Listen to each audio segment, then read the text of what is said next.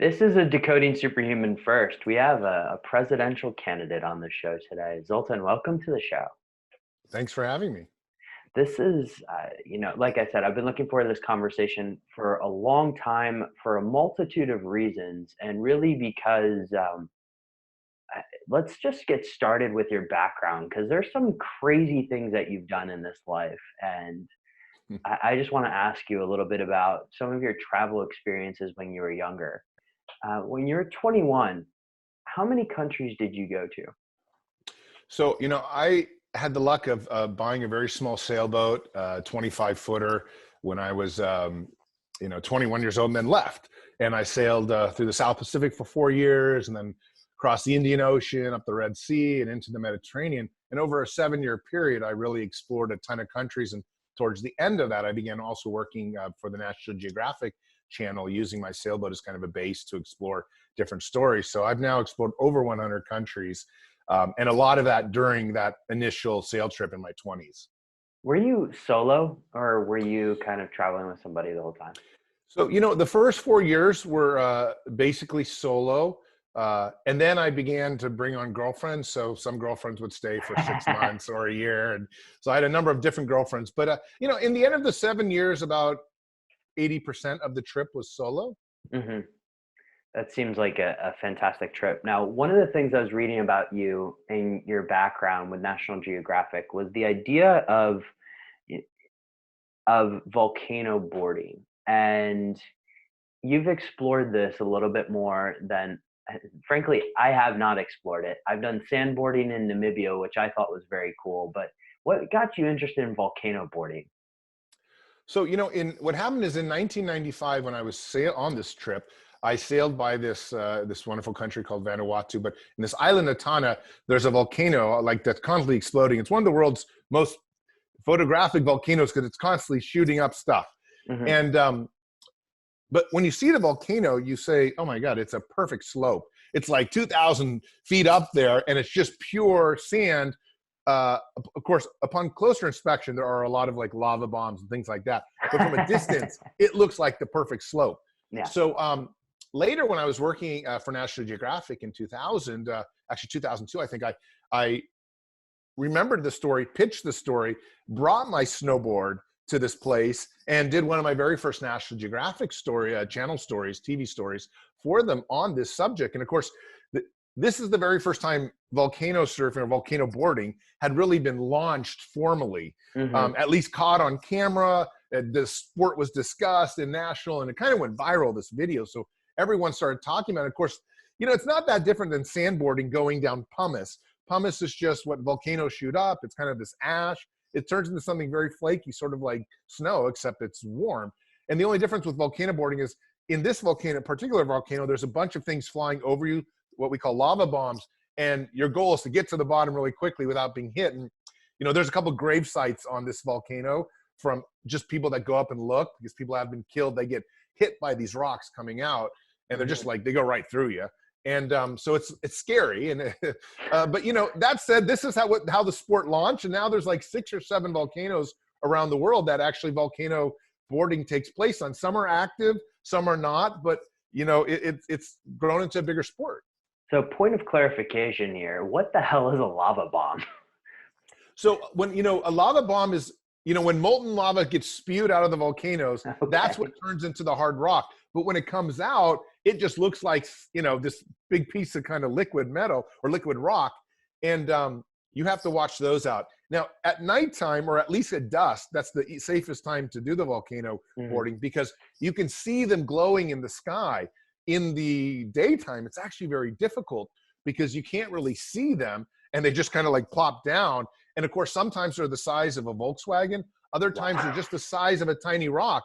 But either way, they're burning. So if they go right through you, they go right through because they're so hot.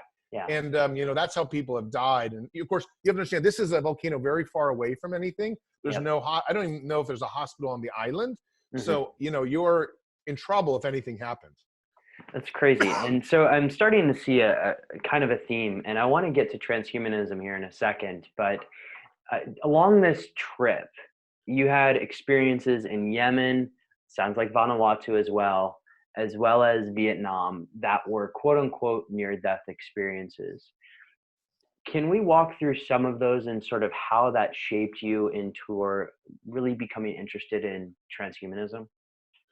Well, yeah, I think what happened is I've just, through these adventures, you have a bunch of near-death experiences, or at least very close to death experiences. Like, you know, I had this pirate attack situation off Yemen, where, and this is one of the times I had my girlfriend with me, and I knew that some boat was approaching us, and if you get approached, we were 7 miles off the coast. You hear an engine off the coast of Yemen where there are a ton of pirate attacks. You know something is not right is happening. But so I hid my girlfriend like deep into the boat, and then I waited, and then this boat showed up that was actually longer than my boat because I had a small boat, and these 4 guys were like masked with machine guns.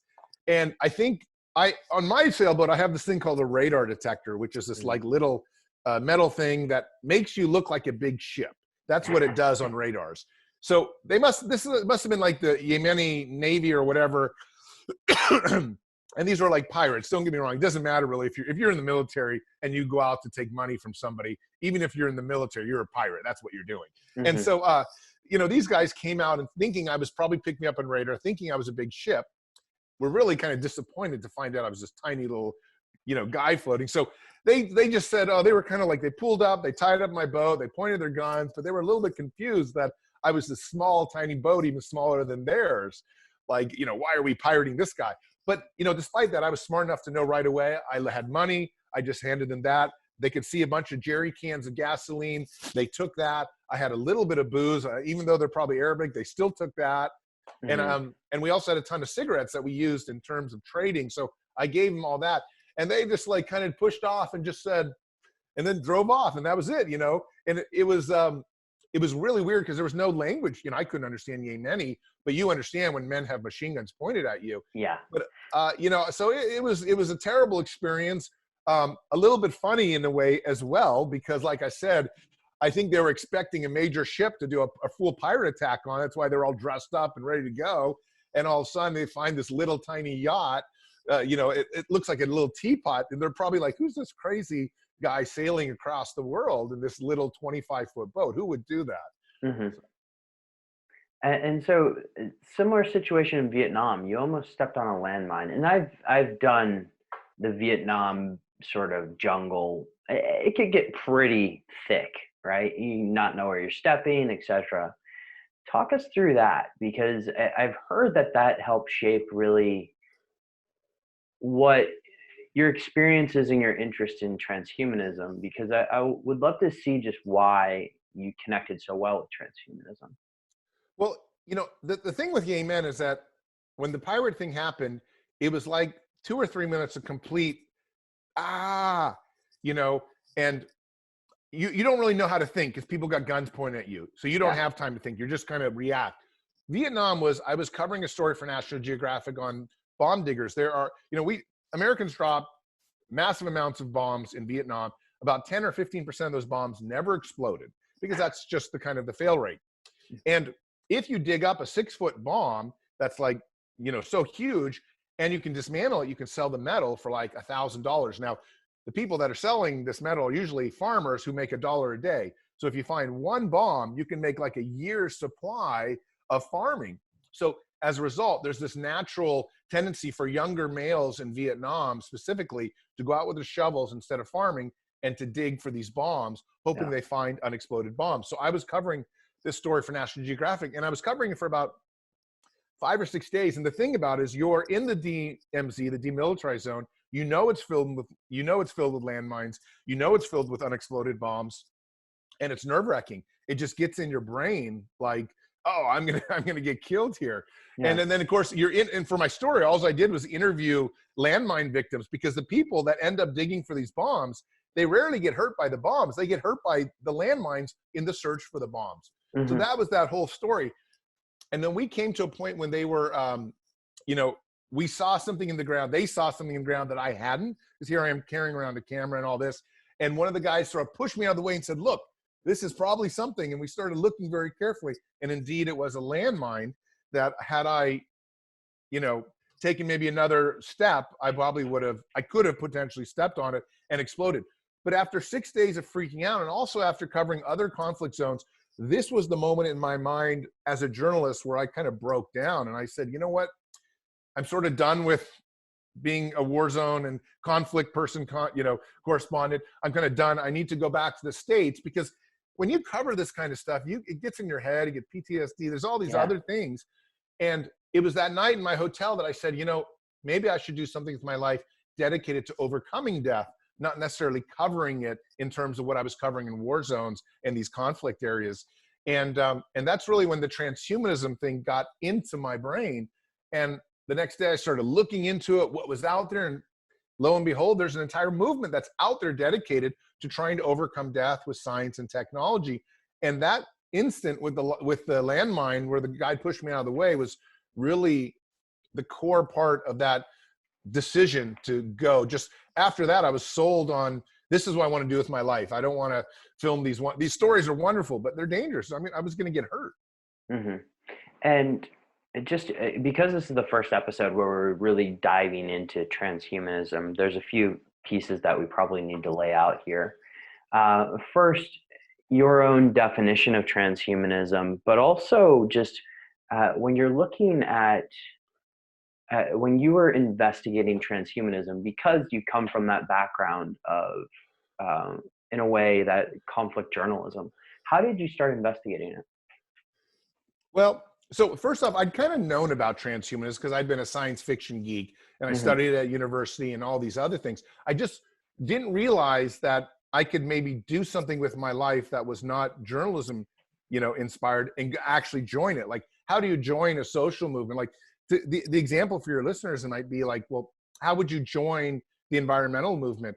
Are there groups that you could do? Are there studies? Would you do maybe a PhD in environmental studies? Well, all of a sudden, when I decided I want to go into it, I was like, well, wait a sec, how do I do it?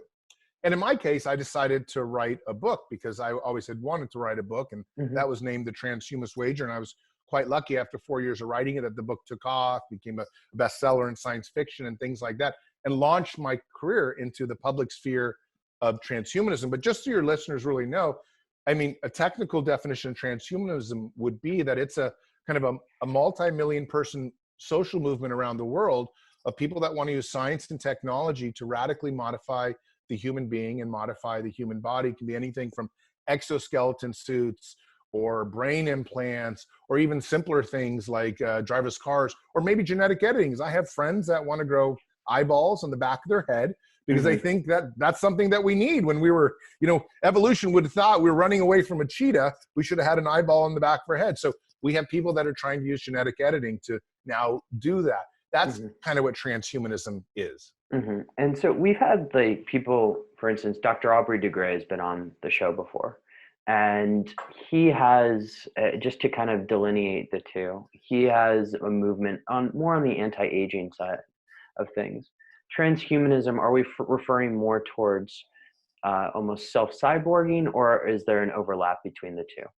Well, I would say there's a huge overlap. So during my former presidential campaign in 2016, Aubrey de Grey was my longevity advisor. So, he's a great guy. But you're right, he is dedicated strictly to anti-aging stuff, whereas I am much more catering, I suppose, to a younger crowd.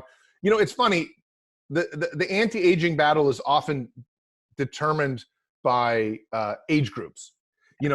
Younger people don't want to, younger people don't worry about dying, and older people do. And so that's kind of this big problem that we often have with, the transhumanism movement is it's hard to get young people interested in life extension technology. So ultimately what's happened is transhumanism has become this kind of movement that really is about merging people with machines without necessarily living forever aspect to it.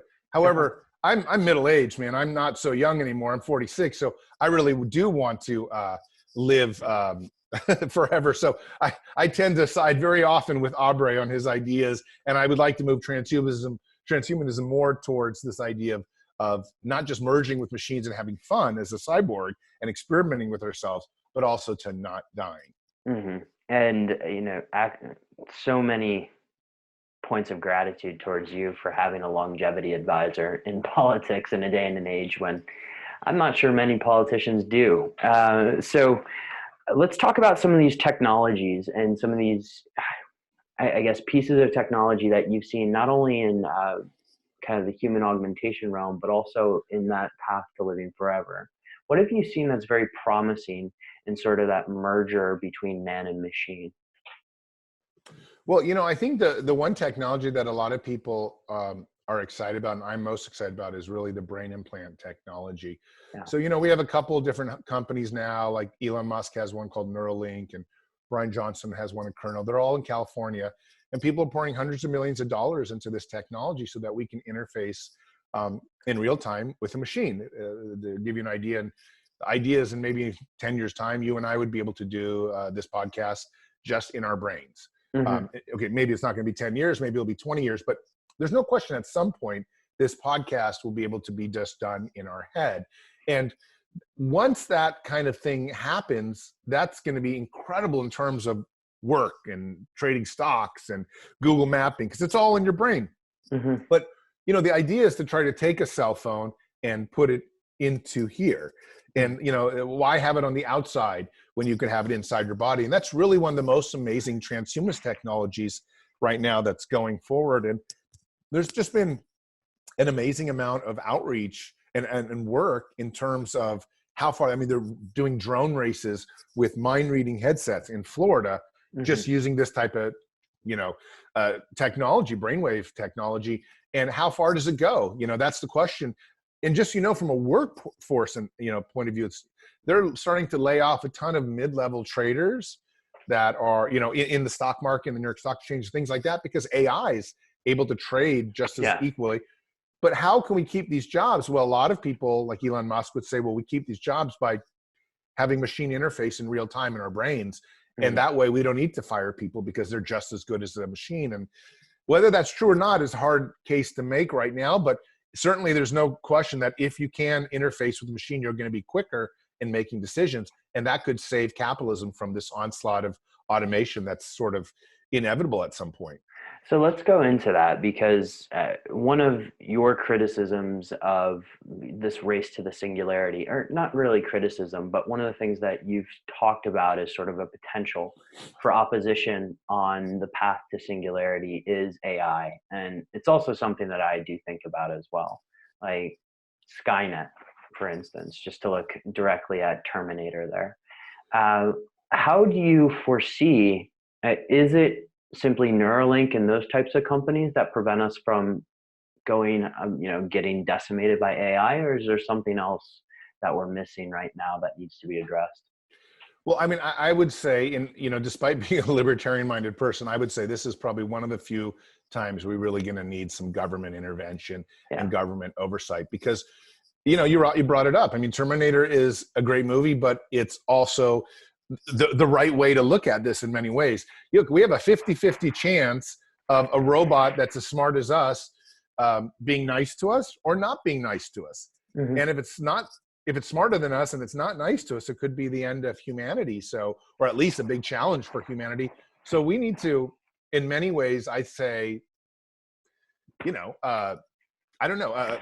improve the situation so that bad things don't happen from AI. And that means some type of oversight on companies like Google that might be doing it, or working with Google. I don't want to say oversight, but the military can work with these companies that are working on stuff. I mean, you have quantum computing coming through the pipeline right now too. These are all going to advance AI immeasurably. It's we coming to an era where this is a global security issue.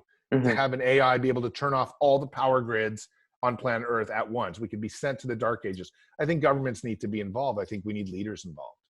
So let's dive headfirst into this, because you struck somewhat of a pain point with me. And when it comes to, on an international level right now, there are many discussions not being had. AI is one of them. CRISPR is one of them.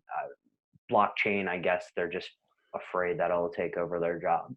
But how come we are not having these conversations on an international regulatory level, let alone the United States? Well, I'll tell you why simply. And it's like, you would think that AI, as Putin has said, Vladimir Putin said this, whoever runs the AI age runs the world. You would think this is the most important national security issue. You would have thought between Trump and Hillary during the last debates, or even the Democratic debates, we would be talking about this. The problem is, as soon as you start talking about this stuff to the average person, they think, oh, this is too weird, or this guy's kooky, and they lose votes. It's not beneficial for a mainstream politician to talk about these so-called sci-fi ideas, even if they're here in reality, because they're not good talking points. It's not like, I'm going to help you, I'm going to make you pay lower taxes, or you're going to get better health insurance. Everyone's like, yeah, AI, blah, blah, blah. Despite that, we know from history that scientific progress is often the most important, stimulus for what happens in the world. And genetic editing and AI are easily the two most important topics, I'd say, right now, I think, in the world. Maybe there's environmental crisis as well, but there's a good chance that both those types of science fields can also help the environmental crisis. But nobody talks about it because it doesn't win votes. In fact, it often loses votes in the polls. So the main politicians don't talk about it. Nobody wants to talk about it. So is it because the politicians, I guess it's kind of the dog wags the tail here a little bit too, but is it because the politicians don't understand it, or is it because mainstream doesn't understand it and is terrified by it and wants to push it underneath the rug? Well, I think it's probably a combination of both. It's hard for me to imagine, I'm not sure how Trump is at emailing and using smartphones and things like that. He's really good at Twitter. Well, I mean, so we don't know his expertise in terms of using these types of devices and feeling comfortable, I think, like you and I, to get on Skype or to get on Zoom and whatever, and just, we can figure it out very quickly. And so how much more so is then AI an issue for these people who are trying to say, wait, a robot is going to take over the military and bomb? That's great. That's kind of the reaction. And I think that reaction is quite similar with the majority of Americans, the majority of people in the West, who are also not necessarily interested. My mom, for example, would be like, she hears AI and it sounds like some thing she reminds, from the movie, some science fiction movie she saw 30 years ago. And the problem is that that's not what it is in Silicon Valley, where I know that there are thousands and thousands of engineers driving to their job every single day to work on the new coding for an AI that might one day run the country or control nuclear weapons or things like that. And so, I'm here in ground zero in terms of a lot of this technology, and this is the real world. This is what pushes it forward. But I don't know how to convince mainstream people or politicians to be interested in this. It just seems like it's a taboo subject. In terms of just like, there needs to be almost a behavior change among society, right? And how we look at these things. And I guess, some of the work of people like Buckminster Fuller and a few others come to mind. Like, we're exponentially increasing the amount of people that have their finger on the button of Pandora's box, but our intelligence is not exponentially increasing. How do you even begin to solve that problem? Well, to begin with, I think the best thing people can do is try to have a lot of scientists and engineers run for office. And of course, that's sort of my big calling too, is I'm trying to toot my horn and say, look, why isn't science at the forefront of any kind of presidential campaign or any kind of congressional campaign or whatever it is? So I do think when you talk about politics, we just need to embrace it. It's just, from a historical point of view, it's like I said, nothing really moves the world as much as science and certain technology. I mean, think what the internet did to the world. So we just need to get people to embrace that and understand it from a historic point of view, how important it is. But it might take something more dangerous. It might take something like North Korea saying, oh, it's not that we have the bomb, we have the AI. And all of a sudden they send a virus that wipes out all of the CIA's databases. That would be a message. And that's the problem is now it's almost like some cyber war. And we need to, that might be what happens in order for our country and our military to have a wake-up call that this is the new frontier. This is where our resources have to be spent. And unfortunately, then the people would fall. Then Congress and senators and whatnot, everybody would say, okay, let's spend some money on this. Let's take this seriously. But right now, it's just not a good talking point. It just loses voters. Is there anybody out there doing it right now in terms of countries? Well, I'm a fan of at least Andrew Yang talking about these things as a Democratic candidate. And so that's been good. At least he's bringing up some of these issues that are new. Hmm. Unfortunately, he's really only being heard by millennials, and millennials don't need that much interaction with these ideas. I mean, these are millennial ideas. Millennials all know what AI, they're all interested in future. They're all interested in genetic editing. These are not the generation that's pushing this aside. Yeah. The generations that's pushing these ideas aside are the older ones, beyond even Gen X, the boomers, like people like my mom who are just like, I'm just worried about Social Security, instead of like how these kind of genetic editing might affect the entire planet and a new kind of breed or race of people or something like that. And, so the way to talk to people about it is unfortunately, I haven't discovered the magic yet to it. I do my best to, and I'm not sure how many other people are doing it because, I'm not going to win any campaigns talking about that. And that's kind of one of the big problems here is until I can win a campaign on this, I'm not sure how far this message actually goes.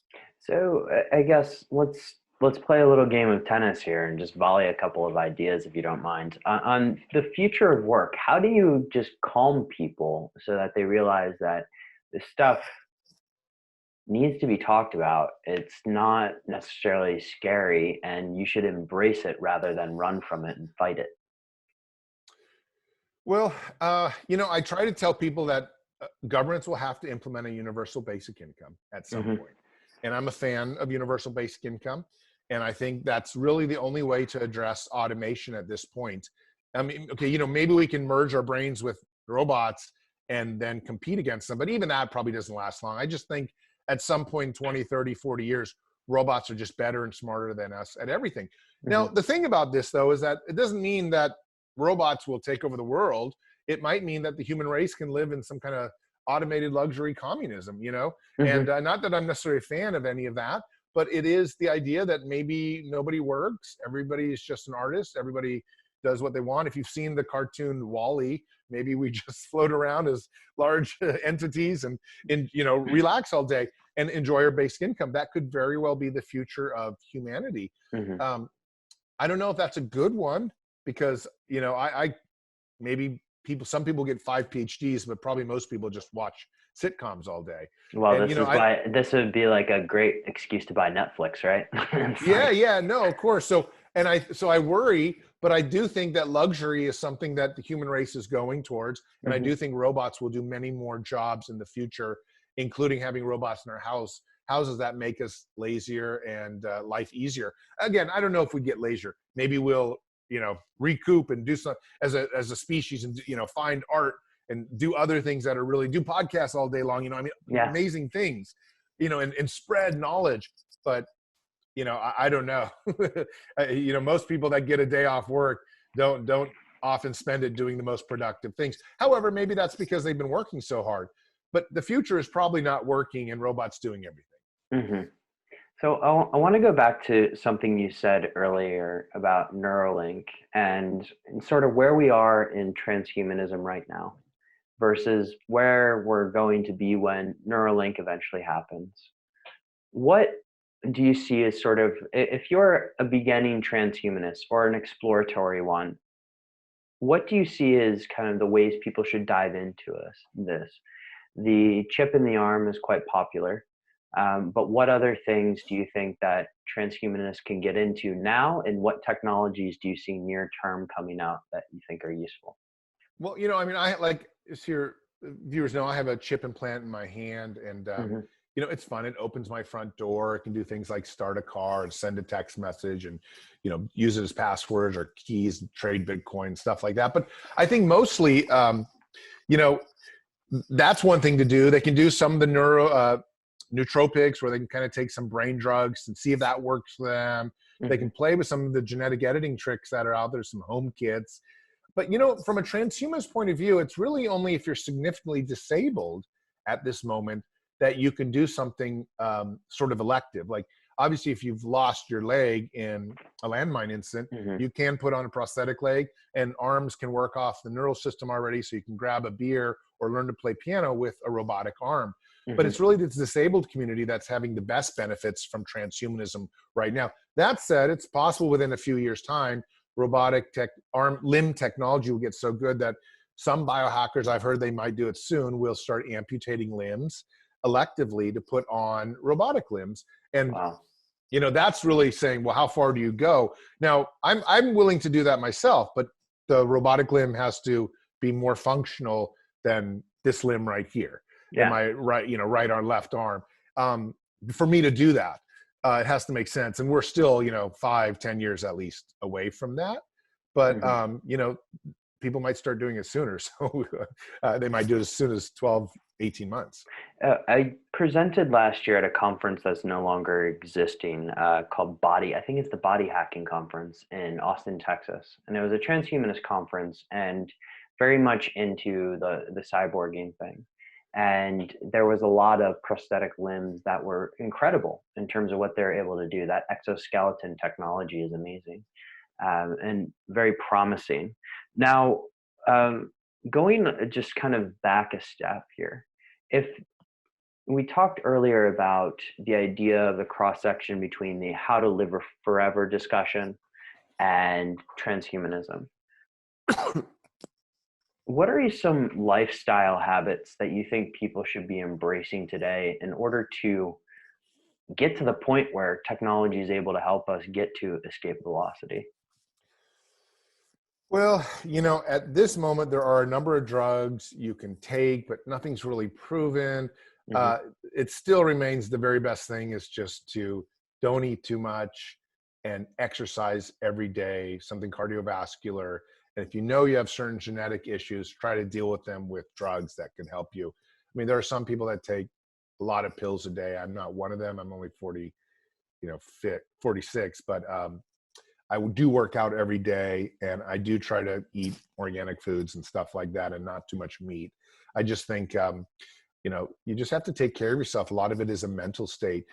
We are approaching an age when the FDA, though, is probably in the next year or two, there's already been a few approved, will be approving drugs for life extension. There's a number of them in the pipeline. It's not 100% sure that they work. Honestly, some people would swear that they work. Others will say, we're not sure yet. So, but we're within a year or two where probably I would start taking pills too. Yeah. I've got the do-it-yourself CRISPR kits here, as well as the at-home biological age testing. So I'm looking forward to trying out a few of these senolytics and things that are coming onto market very shortly. Now, so just a couple of things just to round out this main discussion here around the politics side of things. Talk to us a little bit about the campaign. I would love to hear more about that. So sure. We're on a number of major state ballots before Super Tuesday, which is March 3rd of 2020. So about 6-8 weeks away. We're also on the New Hampshire ballot, be participating in the Iowa caucuses, hopefully coming here in, just about 2 weeks time now, or maybe 2.5 weeks. So we're on enough ballots to make a pretty big difference. I would say we have very little chance to win the nomination against President Trump. However, we are spreading a message of transhumanism, and I like to, say that my time running for office might happen in 2028 or 2032 when I run and maybe could win one day. So right now we're just there spreading a message of science, technology, and trying to get Republicans, I'm a Republican candidate, to embrace science and technology more. They actually have a very bad problem with that. It's mostly the Democrats that have been pretty good with that. And that's one of the reasons I'm actually running as a Republican, is to say, listen, I'm, as an entrepreneur, I have been fiscally conservative. I am dramatically socially liberal and libertarian, but I'm happy to say to the Republican Party and run for them and saying, it's time that your party ends up embracing how technology is going to affect the human race. It's, what's happened is environmentalism is owned by the left, essentially. And I don't want transhumanism to be owned by the left. I want there to be a balance. I want both. I think things work off best in the balance. I'm not really right or left, and I'm not a centrist. I'm just somebody who understands that the best way forward is that we, as a democracy, people put in their input. There's good inputs from all sides. And I want to make sure that Silicon Valley and technology, the transhumanist movement itself, is balanced. And that's really one of the reasons I'm running, to try to tell people we need to innovate. We need to out-innovate China, which is gaining ground in AI and genetic editing. We need to make sure that transhumanism doesn't turn hard left, because it is. It's turning almost socialist. And that's not good for capitalistic markets, in my opinion, at least from a Silicon Valley perspective. And we need to just have some balance out there. We need Republicans to not be so afraid of science and technology, but rather say, well, how can we play a part in moving America forward so that we're a transhumanist nation and China doesn't get there first? Because as we mentioned with AI, this is a national security issue too. Getting to be into the transhumanist age doesn't mean just because you're religiously or morally against it, that's to some extent irrelevant if China or Russia get there first. If America wants to remain competitive, we need to stay on the forefront. And as long as we have Republicans in office and in Congress, they need to also embrace that. So that's a lot of my message on these major ballots that I will be on when people start looking into me. And of course, I'm in Texas and California. So those are kind of the two largest states with delegates. So I know that, I'm touring around these states and I'm talking to people. Most people don't find my message very nice.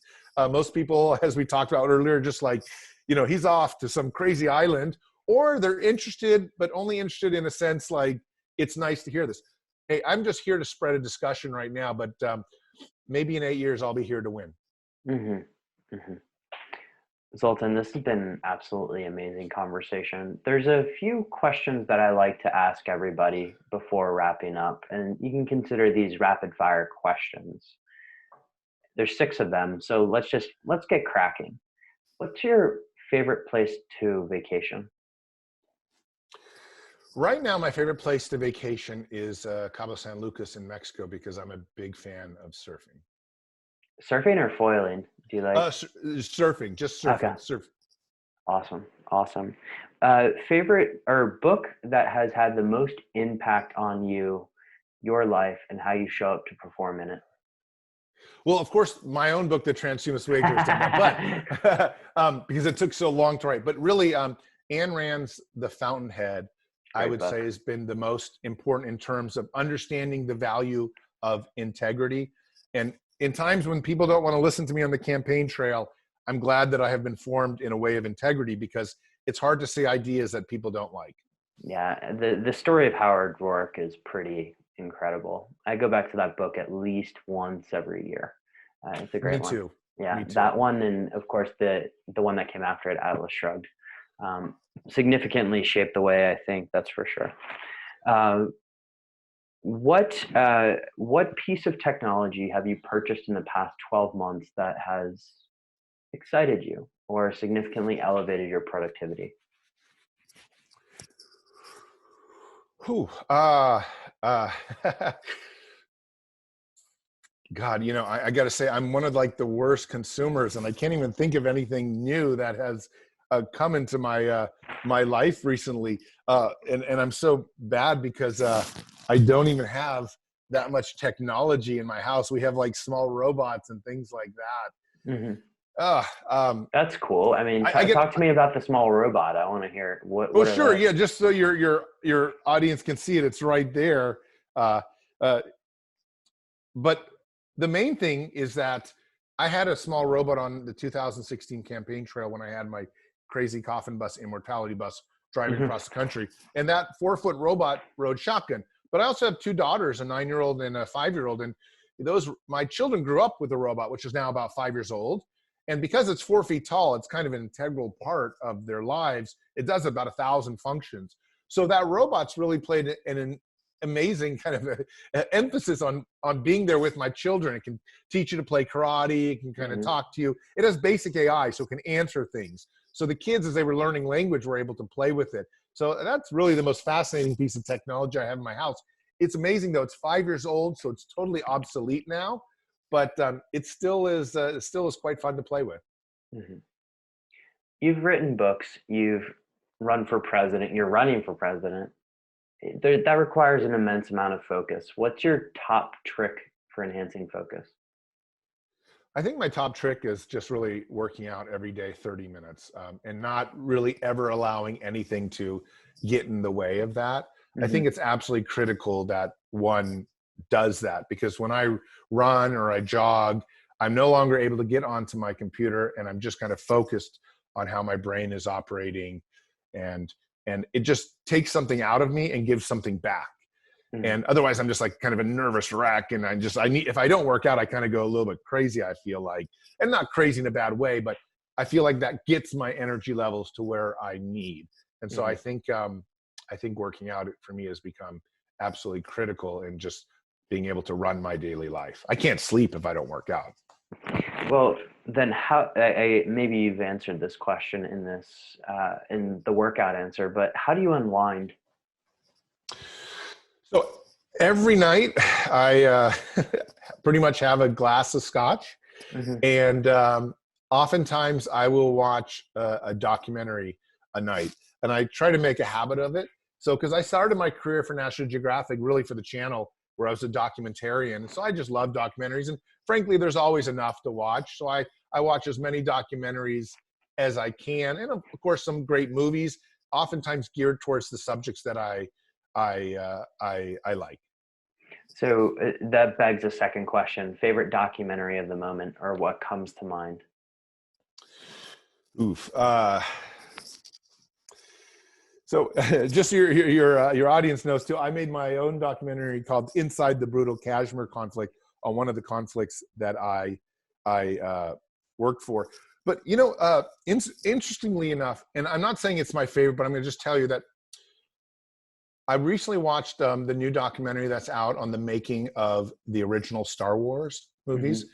And I find like Star Wars has been so influential in the public sphere that it's really great for me to take a look back and study of how somebody made something so important. And as somebody who's out there trying to sort of lead a movement forward and do these kinds of things, I have really take these documentaries that explore how other people have changed the world as very important. And so I would say, the most favorite documentary right now, just because I've watched it twice, is the one on Netflix that shows, actually it's on the Disney Channel, Disney Plus channel, which just came out, is on the original making of the first 3 Star Wars. Because how do you take an idea like that and get it to be everybody in the world knows it? That's a very special thing. Absolutely. Before the last question, Zoltan, I just want to say thank you so much for, doing what you do, because you're pushing questions forward that need to be pushed. And I really appreciate anyone who's willing to take that chance and put themselves out there. So thank you. These are all questions that need to be addressed, because if they don't, then we're going to have a big problem soon. So thank you so much for that.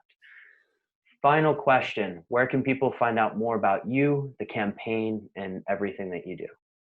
Sure. Well, our campaign website is zoltan2020.com. It's zoltan2020.com. But we also have my own personal site, which is zoltanistvan.com. And one thing, we didn't talk about, but if your viewers have any questions on any of the topics I've been discussing, like, in the campaign, like artificial wombs or AI or crazy stuff like that, I have written over 225 mainstream media articles, some for the New York Times, some for Vice, some for Newsweek, on any topic. So any topic your listeners might have, just Google my name, and like marriage and transhumanism or something, and you'll probably find a nice 1, maybe 2 articles on it.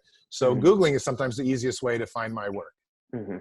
And maybe I'll have you back on for round 2 on religion of transhumanism, because I know that's a topic that you've at least linked to before.